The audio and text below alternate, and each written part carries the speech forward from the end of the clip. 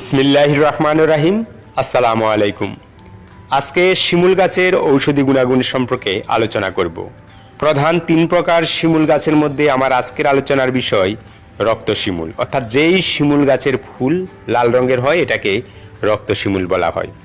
এই শিমুল গাছ বাংলাদেশের সর্বত্রই দেখতে পাওয়া যায়। অনেকে হয়তো জানেন না যে এই গাছের ব্যাপক ঔষধি গুণাগুণ রয়েছে। চলুন এই ভিডিওতে ধীরে ধীরে জেনে নিই এই শিমুল গাছ দিয়ে কোন কোন রোগের ক্ষেত্রে চিকিৎসা করা যায়। প্রথমত, যারা খুব অল্প বয়স থেকে নানান ধরনের কুঅভ্যাসের ফলে, হস্তমিথুন থেকে শুরু করে নানান ধরনের কুঅভ্যাসের ফলে শুক্র স্বল্পতা দেখা দিয়েছে, যার ফল হেতু যৌবনের খুব প্রারম্ভে শুরুর দিক থেকেই জৈবিক সমস্যা নেমে এসেছে, তারা যদি এই সমস্যা দূর করতে চান তাহলে যে শিমুল গাছ কচি অবস্থায় আছে, চারা অবস্থায় 1 থেকে 3 বছর বয়সের মধ্যে এই শিমুল গাছগুলোকে তুললে নিচে এক ধরনের মূল পাওয়া যায়। এটা খেতে অনেকটা আলুর মতো এবং আঠালোযুক্ত। এই মূলগুলোকে এনে বেটে হোক অথবা ব্লেন্ডিং মেশিন দিয়ে হোক এটাকে চূর্ণ করে এরপরে এটার সাথে মিশ্রি মিশিয়ে বা চিনি মিশিয়ে যদি শরবত করে খান তাহলে খুব ভালো ফলাফল পাবেন এবং খুব দ্রুতই এই বীর্য স্বল্পতা পূরণ হবে এবং এই জৈবিক সমস্যা চলে যাবে। যাদের জীবনের শুরুর দিকে যৌন ক্ষমতা খুব ভালোই ছিল, কিন্তু বয়স যত বাড়ছে ততই যেন জৈবিক শক্তি হ্রাস পাচ্ছে। স্ত্রীদের সঙ্গমকালে দেখা যাচ্ছে যে খুব অল্প সময়ে স্থায়িত্ব হচ্ছে বা খুব তাড়াতাড়ি বীর্যপাত ঘটছে। তারা এই সমস্যা দূর করতে চাইলে শিমুল গাছের মূলকে তুলে এনে ছায়ায় শুকিয়ে সেই মূলের পাউডার তৈরি করে সেটাকে দুধের সাথে মিশিয়ে যদি খান তাহলে খুব সহজে এই সমস্যা চলে যাবে। এই শিমুলের মূলের পাউডার বাজারে কিনতে পাওয়া যায়, সেটা ব্যবহার করলে চলবে। যেসব মহিলাদের ঋতুস্রাব চলাকালীন অধিক পরিমাণে ব্লিডিং হয় বা অনেক দিন পর্যন্ত ব্লিডিং হতে থাকে প্রচুর পরিমাণে, যার ফলে শারীরিক অনেকগুলো সমস্যা নেমে আসে, তারা এই শিমুল গাছের মূলের যে ছাল পাওয়া যায় সেটার সাথে যজ্ঞ ডুমুর গাছের যে ছাল পাওয়া যায় দুইটাকে মিশিয়ে ওটা দিয়ে পানীয় তৈরি করবেন বা এগুলোকে শুকিয়ে গুঁড়ো করে নিতে পারেন। সেটা দিয়ে পানীয় তৈরি করে সেই পানীয় যদি পান করেন তাহলে এই রজস্রাবের সমস্যা যাবে। যাদের রক্ত আমসা রয়েছে, মাঝে মধ্যে ঔষধ খেলে ভালো থাকেন কিন্তু ধীরে ধীরে এটা বেড়েই চলছে, হঠাৎ দেখা দিচ্ছে যে বেসামাল অবস্থা হয়েছে, প্রচণ্ড রক্ত যাচ্ছে, তার সাথে প্রচণ্ড ব্যথা যন্ত্রণা করছে, তারা এই সমস্যা দূর করতে চাইলে শিমুল গাছের উপরে পোকা বসলে এক ধরনের আটা নির্গত হয়, এটাকে বলা হয় মোচরস। কিন্তু শিমুল গাছকে কেটে দিলে বা চিড়ে দিলে এই ধরনের আটা বের হয় না। এই আটাগুলো বাজারে শুকনো পাওয়া যায়, যেসব দোকানে আয়ুর্বেদের মাল বিক্রি হয় অথবা যেখানে মশলাপাতি বিক্রি হয় বানিয়ার দোকান, সেখানে এই মোচরস পাওয়া যায়। সেখান থেকে মোচরসকে এনে আপনারা সেটাকে 8 থেকে 900 মিলিগ্রামের মতো নেবেন বা 1 গ্রাম পরিমাণে নেবেন, নিয়ে সেটাকে ঠান্ডা পানি দিয়ে পান করবেন। এতে খুব তাড়াতাড়ি আপনাদের এই সমস্যা চলে যাবে। যদি মোচরস না পাওয়া যায় একান্তভাবে তাহলে শিমুলের শুষ্ক ফুল থাকলেও চলবে, শুকনো ফুল থাকলে, অথবা কাঁচা ফুল ব্যবহার করলেও মোটামুটি উপকার পাবেন। যাদের সাদা আমসা রয়েছে, বারবার পায়খানার বেগ হয়, প্রচণ্ড শুল ব্যথা হয় পেটের মধ্যে কিন্তু পায়খানা গেলে পায়খানা হচ্ছে না, এই সমস্যাতে যদি আপনারা দূর করতে চান তাহলে একেভাবে আপনারা মোচরস ব্যবহার করতে পারেন। এই মোচরস না পাওয়া গেলে তার অভাবে অবশ্যই আপনারা শিমুলের ফুলে ব্যবহার করবেন, অথবা শিমুল গাছের যদি পাতা পাওয়া যায় এটা কিন্তু মোচরসের চাইতে ভালো কাজ করবে। তাহলে পাতার যে ডাটার অংশ আছে ওই ডাটার অংশগুলোকে কুচি কুচি করে কেটে 8 থেকে 10 গ্রাম নিয়ে কুচি কুচি করে কেটে সেটাকে গরম পানির মধ্যে ভিজিয়ে যদি পান করেন খুব তাড়াতাড়ি এই সমস্যা থেকে রেহাই পাবেন। গ্রীষ্মের পিপাসা, এটাকে আমরা আয়ুর্বেদের ভাষায় যাযাবর পিপাসা বলি। এই পিপাসার বিশেষ এক ধরনের লক্ষণ রয়েছে, তা হচ্ছে এই পিপাসাক্ত রোগী বারবার পানি পান করে। যতই পানি পান করে মনে হয় কলিজা বুকটা এখনো শুকনো রয়ে গিয়েছে, যার ফলে রুগী বারবার পানি পান করতে করতে অনেক দিন পর্যন্ত এই সমস্যা চলতে থাকলে শারীরিক জটিল কিছু সমস্যা দেখা দেয়। বিশেষ করে এর ফলে অগ্নিবান্ড দেখা দেয়, অর্থাৎ পরিপাক্রিয়ার একটু ত্রুটি ঘটে, যার ফলে সঠিক সময়ে খাদ্যদ্রব্য হজম হতে চায় না এবং প্রস্রাবেরও নানান ধরনের সমস্যা দেখা দেয়। প্রস্রাব করাকালীন সময়ে ব্যথা যন্ত্রণা হয় এবং প্রস্রাবের রাস্তা অনেক সময় ক্ষত বা ইনফেকশন হয়ে যায়।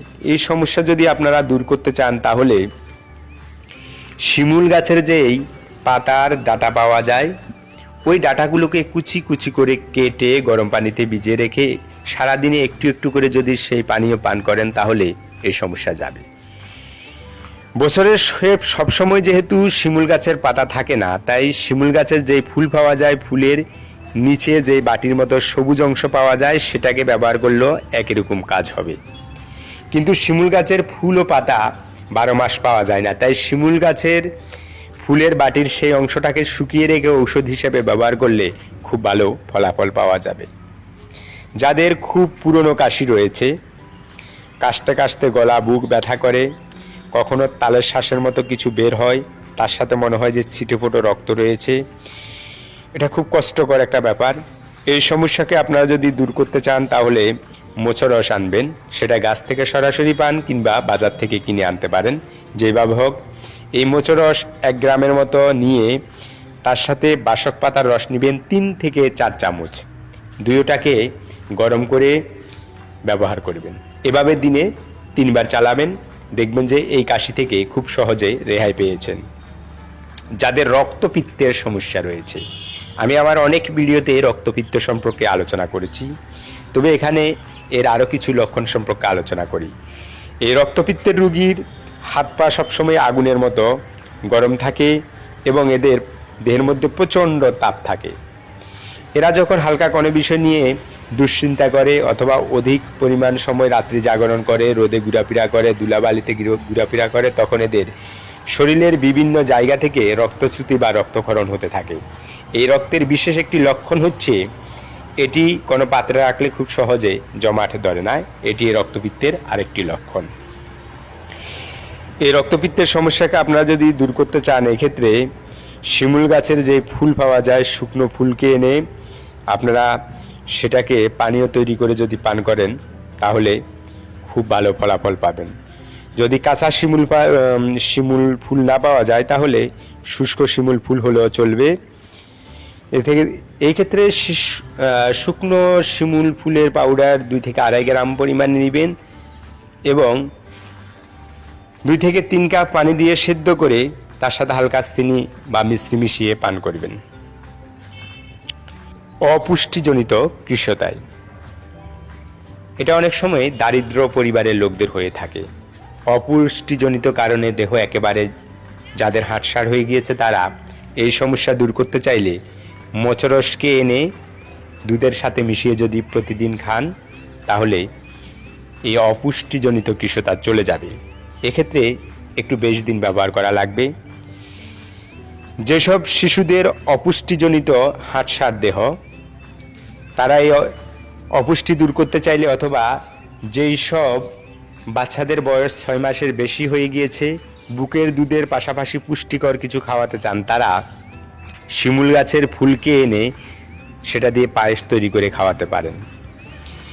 যেহেতু 12 মাস শিমুল গাছের কাঁচা ফুল পাওয়া যাবে না, তাই শিমুল গাছের শুষ্ক ফুলের পাউডার হলেও চলবে। এর সাথে বাদাম, চিনি, মেসরি, মধু, খেজুর, কিশমিশ এগুলো মিশিয়ে পায়েস তৈরি করে দিবেন। এতে বাচ্চার পুষ্টির চাহিদা পূরণ হবে এবং বাচ্চা খুব সুটল এবং স্বাস্থ্যবান হবে। যাদের শ্বেত পদরের সমস্যা রয়েছে, এটি মহিলাদের একটি জটিল সমস্যা। এর কারণে মহিলাদের অনেকগুলো শারীরিক সমস্যা নেমে আসে। বিশেষ করে ভালো ঘুম হয় না, মেজাজ খিটখিটে হয়ে যায়, শরীরটা ধীরে ধীরে ভেঙে যায়, ভঙ্গস্বাস্থ্য হয়ে যায়, শরীর প্রাকাশের রঙের হয়ে যায়, অনেক সমস্যা এই কারণে নেমে আসে। যাই হোক, এই সমস্যা যদি আপনারা দূর করতে চান তাহলে আপনারা শিমুল গাছের ফুলকে কুড়িয়ে এনে সেটাকে ঘি দিয়ে ভেজে খাবেন। যদি শিমুল গাছের কাঁচা ফুল না পাওয়া যায় তাহলে শুকনো ফুলকে এনে সেটাকে ঘিয়ের সাথে ভালো করে ভেজে নেবেন। আর এটার সাথে লবণ হিসেবে কিন্তু সন্দব লবণ ব্যবহার করবেন। বাজার থেকে সন্দব লবণ কিনে আনবেন। কিনে আনার সময় একটি বিষয় লক্ষ্য রাখতে হবে যে ওই সন্দব লবণ কিন্তু বাজারে নকল পাওয়া যায়।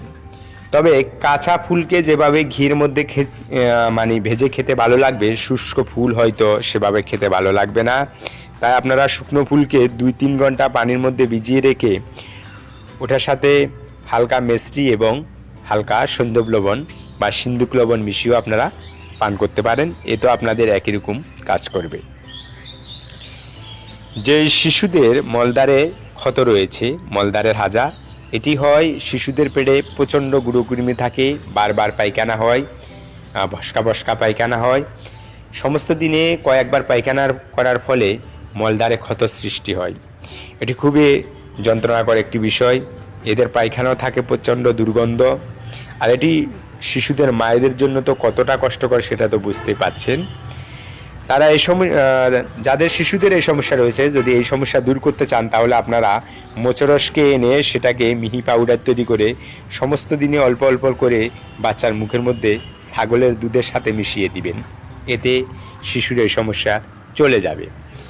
ছাগলের দুধ যদি না পাওয়া যায় তাহলে গরুর দুধ হলেও চলবে, কিন্তু ছাগলের দুধ বেশি কাজ করে থাকে। যাদের লোম ফোড়া হয়েছে, দেহের যেই লোমের ছিদ্রগুলো রয়েছে ওখানে এক ধরনের ফোড়া হয়, এটাকে আমরা লোম ফোড়া বলি। এটা অনেক সময় কিন্তু মারাত্মক আকার ধারণ করে। উপর দিয়ে অনুমান না করা গেলেও ভিতরে অনেক বড় অংশ দূরে পুঁজ হয়, প্রচণ্ড ব্যথা যন্ত্রণা করে। এই সমস্যা দূর করতে চাইলে আপনারা এই যে শিমুল গাছ রয়েছে, শিমুল গাছের ছালকে এনে বেটে হালকা গরম করে লোম ফোড়ার উপরে বসিয়ে দিলে দেখবেন যে 1-2 দিনের মধ্যেই ফোড়াটাকে পাকিয়ে ওখান থেকে পুঁজ বের করে দেবে এবং ব্যথা যন্ত্রণা সব কিছুই দূর করে দেবে। শরীরের কোথাও যদি পুড়ে গিয়ে ক্ষত সৃষ্টি হয় বা গায়ের সৃষ্টি হয়, অথবা সদ্য পুড়ে গিয়েছে এখনও ঘায়ের সৃষ্টি হয় নয়, তারা শিমুলের তুলোকে এনে মোচরসের সাথে বেটে ওই পোড়া স্থানে যদি লাগিয়ে দেন খুব তাড়াতাড়ি আরোগ্য হবে। মুখে যদি মেস্তার সমস্যা দেখা দেয়, মেস্তার সমস্যা দূর করতে চাইলে শিমুল গাছের কাঁটাকে এনে দুধের সাথে বেটে মেস্তা আক্রান্ত স্থানে লাগালে ধীরে ধীরে এটা সেরে যাবে। কয়েকদিন ব্যবহার করলে ভালো ফলাফল পাবেন, মেস্তার দাগ একেবারেই মিশে যাবে। যাদের আমশার সাথে অতিসারও দেখা দিয়েছে অর্থাৎ ডায়রিয়াও দেখা দিয়েছে, তারা মোচরসের পাউডার ব্যবহার করুন, খুব ভালো ফলাফল পাবেন। যাদের অশ্বরোগের সমস্যা রয়েছে, এই অশ্ব বা পাইলস রোগীর পায়খানার সাথে ব্লিডিং যদি হয়ে থাকে বা হচ্ছে, তাহলে আপনারা শিমুল গাছের ফুলকে ব্যবহার করবেন। এক্ষেত্রে আপনারা কাঁচা ফুল পেলে কাঁচা ফুল ব্যবহার করবেন, কাঁচা ফুল না পাওয়া গেলে শুকনো শিমুল গাছের ফুলের পাউডার ব্যবহার করবেন, খুব ভালো ফলাফল পাবেন। যাদের গনোরিয়ার সমস্যা রয়েছে, এই গনোরিয়ার সমস্যা দূর করতে চাইলে শিমুল গাছের মূলকে তুলে এনে মেসরি দিয়ে শরবত তৈরি করে খান। এটা একটু বেশি দিন ব্যবহার করা লাগবে, তবে গনোরিয়ার সমস্যাটা কিন্তু ইনশাল্লাহ চলে যাবে। যাদের গ্রন্থি স্ফীত, শরীরের বিভিন্ন জায়গায় যেখানে জয়েন্টগুলো রয়েছে সেখানে এক ধরনের টিউমারের মতো সমস্যা দেখা দেয়, এই গ্রন্থি স্ফীতগুলো দূর করতে চাইলে আপনারা ওখানে শিমুল গাছের পাতাকে বেটে বসিয়ে যদি দেন হালকা গরম করে, এটা চলে যাবে। যে সকল লোকদের দাস্ত পরিষ্কার হয় না, তারা শিমুল গাছের মূলকে তুলে এনে সেটা দিয়ে যদি শরবত তৈরি করে খান তাহলে খুব তাড়াতাড়ি এই দাস্ত পরিষ্কার হয়ে যাবে এবং কোষ্ঠবদ্ধতা থাকলে সেই কোষ্ঠবদ্ধতাও চলে যাবে। এক্ষেত্রে শিমুল গাছের মূলকে আপনারা কাঁচা চিবিয়েও খেতে পারেন, মোটামুটি খুব একটা খারাপ লাগে না, এটা একটু পিছিল ধরনের। প্রিয় বন্ধুগণ, আজকে শিমুল গাছের ঔষধি গুণাগুণ নিয়ে আলোচনা এই পর্যন্তই। সকলের সুস্থতা কামনা করে আজকের মধ্যে এখানে বিদায় নিচ্ছি। অন্য কোনো ভিডিওতে দেখা হবে, ততক্ষণ পর্যন্ত আল্লাহ সবাইকে ভালো রাখুক। আল্লাহ হাফেজ।